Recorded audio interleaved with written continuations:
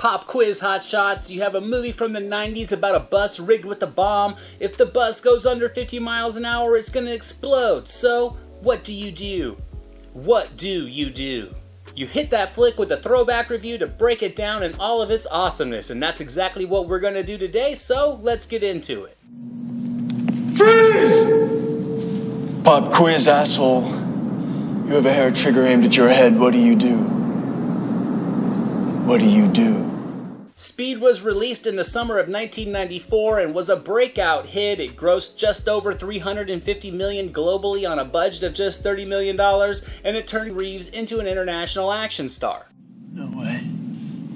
No way. Now, admittedly, he was a known name in Hollywood at the time. He was known for Bill and Ted, the great actioner Point Break, and he had a solid role in Bram Stoker's Dracula, which featured a great ensemble cast. However, Speed was the hit that launched him into more headlining roles, which would eventually lead to his second career-defining character as Neo in 1999's The Matrix. It's pretty easy to see why Speed was a springboard film for him. It's a blend of ingredients that equaled the perfect summer popcorn flick. It truly is a roller coaster ride of thrills and chills. It has adrenaline pumping highs with nicely timed dramatic twists and turns that I think showcase everything that can be charming about cinematic theatrics and melodrama. And it has Keanu frickin' Reeves in the lead as SWAT man Jack Traven. Reeves created a grounded hero that had genuine human moments and human qualities, and he infused the character with a ton of charm and leading man charisma. He does have some clunky dialogue, but it's delivered with that Reeves energy that somehow makes it work when normally it just wouldn't for others. You were glad you were still alive. I'm so sorry. Don't be.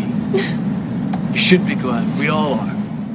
I think the movie's pretty close to perfect. The suspension of disbelief may be a little too high for some people to completely escape into this adventure, especially watching nowadays, but I don't think it hinders the ease of being able to do so if that's what you want. The movie starts out quickly, the action gets going, we meet the duo of Jack and Harry, and we're off and running. It never slows down, and the next thing you know, you're all in on this story, feeling like one of the passengers on this bus rigged by a lunatic. The story is way over the top, it's ridiculous as well, but that's also a bit of the reason why this movie is so much fun. I don't really care how plausible it is, just seeing Reeves tell Bullock to floor it in order to jump the gap in the road is absurd, but it never fails to pull me up in my seat, so to me it's absurd in the most amazing ways possible. This was also Jan de Bont's directorial debut, and I think he pulled off an awesome flick from a visual aspect, the practical effects, the stunt work, just the framing of one large-scale sequence after the other. He absolutely pulled it off for a rookie, and I think the practical look of this film is what makes it very easy to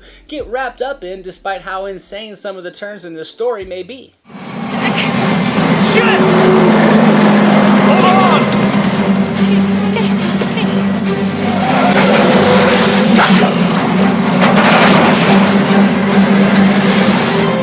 And then we get into the cast. Now, we already spoke on Keanu Reeves. He was fantastic in this movie. Simply put, I think he was all the hero that this story needed him to be, but we also get a great performance from Sandra Bullock as passenger Annie, who in this movie ends up being Jack Traven's co-pilot during this harrowing crusade. Now, yes, it's hard to argue that this was her breakout role because it certainly was, but to me, I thought she was also pretty damn good in Demolition Man the year prior, but I do understand this movie was much more of a widely consumed film, and she was fantastic in the role. There was a sincerity and a charm to her, and she captured the emotional swings with ease. She also delivered a naturally appealing chemistry with Reeves that just made them an extremely endearing on-screen duo. What if you win? Then tomorrow we'll play another one. But I'm not available to drive tomorrow. Busy. Reeves also had another partner in this movie. Jeff Daniels was a great anchor to the cast, and he was just a nice contrast to the style of his partner. Daniels as Harry was older and wiser and the reserved one.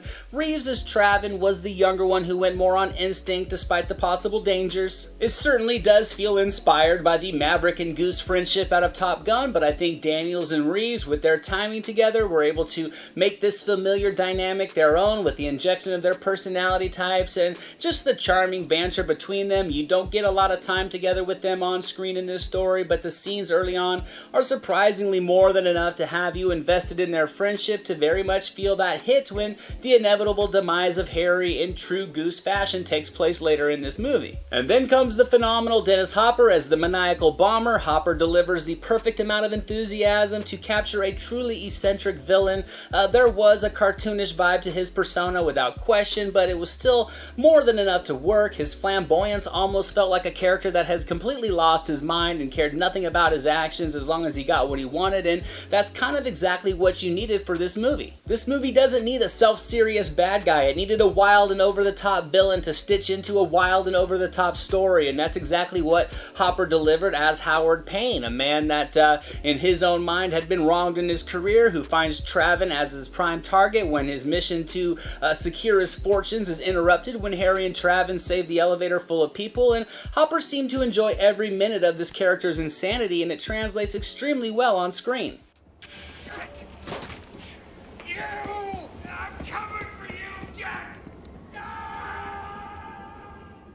And overall, this movie is filled with characters you will either like or like to hate, and that keeps the engagement level up. Reeves was humanized in this role despite his action-filled exploits. It makes you both root for him and those on the bus, and at the same time, you can kind of care about them a little bit too, and that's something that you don't often see in these big blockbuster adventure flicks. So in the end, I'm going to give Speed 95% on the meter. It's one of my all-time favorites. It's an absolutely insane ride of suspense, thrilling close calls, routine twists in the narrative, and great practical action. The film to me is really the definition of cinematic entertainment. It's a perfect example of just being able to mentally escape into a flick, and for what this movie set out to accomplish, not only did it succeed, but it resulted in a film that can stand the test of time.